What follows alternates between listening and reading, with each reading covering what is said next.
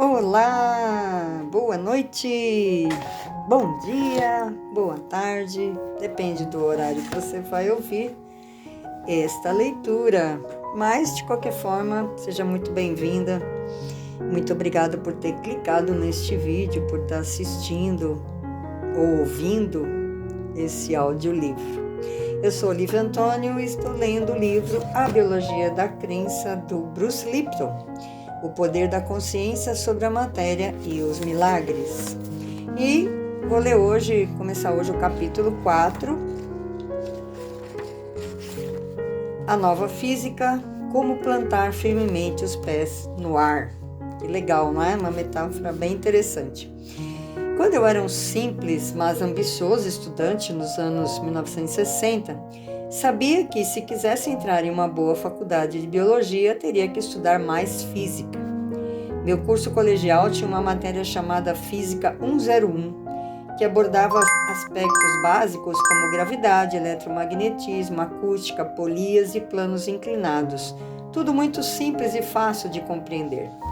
Eu também podia optar por outra, chamada Física Quântica, mas quase todos os alunos a evitavam como se fosse uma doença. Parecia ser envolta em um tipo de mistério, com tópicos estranhos que ninguém pensava em estudar. Achávamos que somente os masoquistas, idiotas ou quem realmente tivesse talento suficiente para ser físico estudaria uma matéria que tem como premissa básica um conceito como: você está vendo este objeto? Agora não está vendo mais. A única coisa que talvez me fizesse estudar aquela matéria era o fato de todo mundo dizer que seus alunos tinham certo status em festas.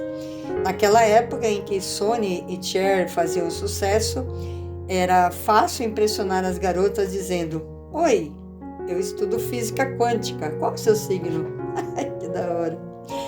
Mas eu mesmo nunca vi alunos de física quântica em festas ou em qualquer outro lugar. Eles provavelmente não tinham muito tempo para sair. Então, avaliando os prós e os contras, acabei optando pela matéria Física 101. Meu objetivo era ser biólogo e não tinha menor interesse em ficar estudando e decorando regras sobre bósons e quarks. Na verdade, nenhum aspirante a biólogo dava atenção ao assunto. Com isso, a maioria dos formandos em minha área conhecia muito pouco sobre os princípios da física mais completa, que envolve equações e matemática. Estudamos um pouco sobre a gravidade, abre parênteses, objetos mais pesados tendem a afundar, enquanto os mais leves flutuam, fecha parênteses. A luz, abre parênteses, pigmentos de plantas, como a clorofila, da retina dos animais, como a rodopsina, absorvem as cores da luz e são, entre aspas, cegas para as demais, fecha parênteses. E conhecíamos até alguns princípios sobre temperatura. Abre parênteses, temperaturas elevadas desativam as moléculas biológicas, fazendo com que derretam, entre aspas, e temperaturas mais baixas as congelam e preservam. Fecha parênteses. Claro, posso estar exagerando um pouco, mas é certo que os biólogos não conhecem física de verdade. Mas devido a essa falta de conhecimento sobre o assunto e assim mesmo duvidando da biologia centrada no núcleo das células, eu não conseguia entender as implicações da questão. Sabia que as proteínas da molécula da membrana, dependiam de sinais do ambiente para gerar reações na célula. Mas como não tinha conhecimento sobre o universo quântico, não era capaz de desvendar esses sinais. Somente em 1982, mais de uma década depois de me graduar, é que descobri quanto perdi ao deixar de estudar física quântica. Se tivesse escolhido essa matéria, com certeza teria me tornado um desertor da biologia bem antes. Mas lá estava eu, em 1982, sentado no chão de um depósito em Berkeley, na Califórnia, a quilômetros de casa e totalmente arrependido de ter jogado para o alto minha carreira científica para produzir um show de rock. Todos nós na banda estávamos com o mesmo problema. Não tínhamos um centavo no bolso, mesmo depois de 6 shows seguidos. Quando tentavam passar meu cartão de crédito nos leitores das lojas, a tela mostrava o desenho de um crânio com 2 grandes ossos cruzados atrás. vivíamos de café e salgados, e a cada show víamos nossa carreira musical ir por água abaixo. Passamos por todos os estágios descritos pela famosa psiquiatra suíça Elisabeth Kübler-Ross: negação, raiva, barganha, depressão e aceitação. Em nosso momento mais profundo de aceitação, o silêncio daquele depósito escuro de concreto foi quebrado apenas pelo toque estridente de um telefone.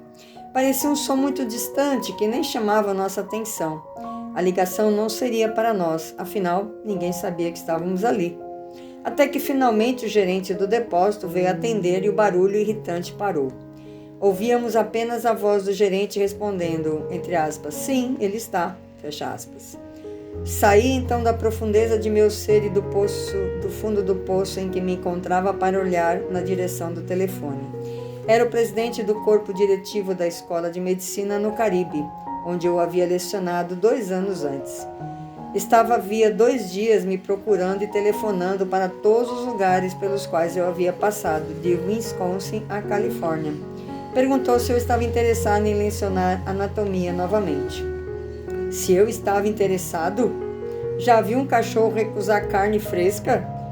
Quando eu começo? Perguntei. Ontem? Respondeu ele. Disse então que precisava de um adiantamento.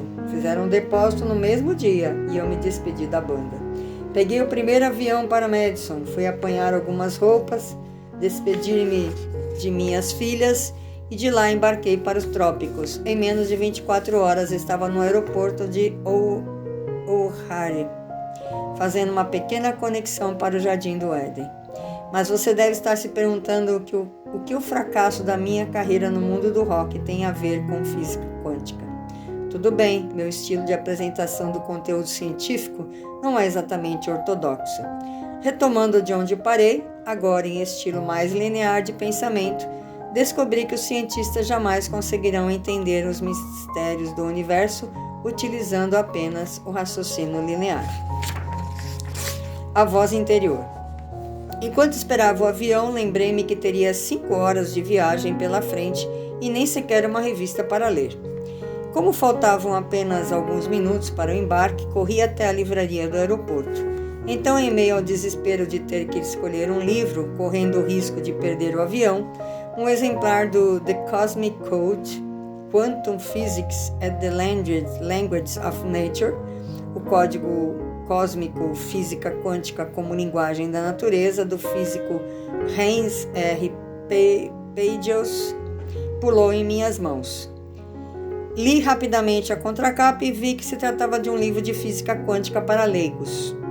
Claro, o condicionamento e a fobia da época de colégio me fizeram colocá-lo imediatamente de volta à estante. Peguei um clássico da literatura e fui direto ao caixa.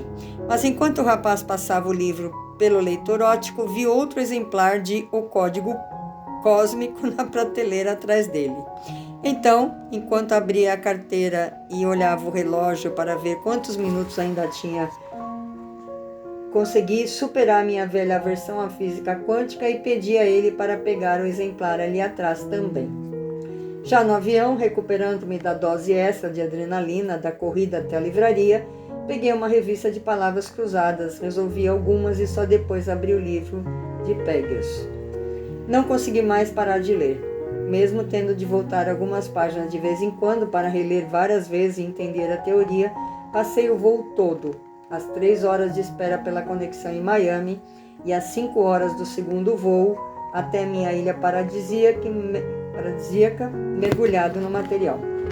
Antes de embarcar em Chicago, não fazia a menor ideia do que era física quântica, nem de sua importância para a biologia. Quando o avião chegou ao Caribe, eu estava em estado de choque intelectual. Finalmente entendi a relação entre as duas áreas da ciência e percebi o grande erro dos biólogos ao subestimar as leis da física. Seguindo ultrapassados modelos newtonianos, deixamos de ampliar nossos horizontes e não percebemos que a física quântica é a base de todas as ciências. Presos ao mundo físico de Newton, ignoramos o mundo quântico e invisível de Einstein, no qual a matéria é constituída de energia e não há limite absoluto. Em nível atômico, nem se pode afirmar com certeza que a matéria existe. Há apenas uma tendência de que isso possa acontecer. Todos os meus conceitos e certezas sobre a biologia e a física tinham ido por terra. Hoje, quando penso em tudo isso, não entendo como eu e todos os biólogos nunca paramos para pensar que a física newtoniana, tão elegante e segura para nosso raciocínio hiperracional, não explica sequer os mecanismos do corpo humano em detalhes, quanto mais os do universo. A ciência avança cada dia, mas ainda conhece muito pouco sobre os organismos. Apesar de todas as descobertas, a mecânica dos sinais químicos, incluindo os hormônios, as citocinas, entre parênteses, hormônios que controlam o sistema imune, fecha parênteses, os fatores de crescimento e de supressão tumoral, ainda não se explicam os fenômenos paranormais.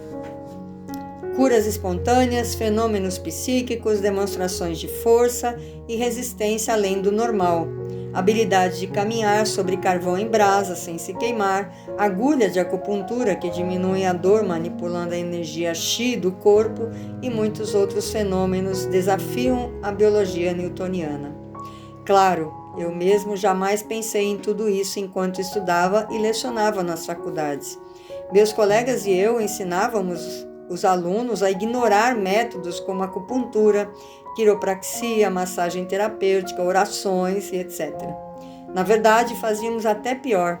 Chamávamos esses profissionais de charlatões, porque estávamos cegamente vinculados à física newtoniana. Mas essas modalidades de cura baseiam-se na crença de que os campos de energia influenciam e controlam nossa fisiologia e nossa saúde. Aqui neste capítulo ele entra definitivamente, no campo da consciência sobre a matéria, no campo da biologia, da crença, no campo da física quântica, não é? E eu comecei a estudar um pouco de física quântica este ano, bem tardiamente, não é? Mas, antes tarde do que nunca, sempre, eu entendo o que ele quer dizer, a perda de tempo que a gente tem não estudando tudo isso, não é? O atraso da consciência que a gente tem não estudando tudo isso. Mas o importante é que a gente está vendo agora e que a consciência não retrocede, né? Uma vez que você vê, não tem como desver. E isso faz toda a diferença na vida da gente.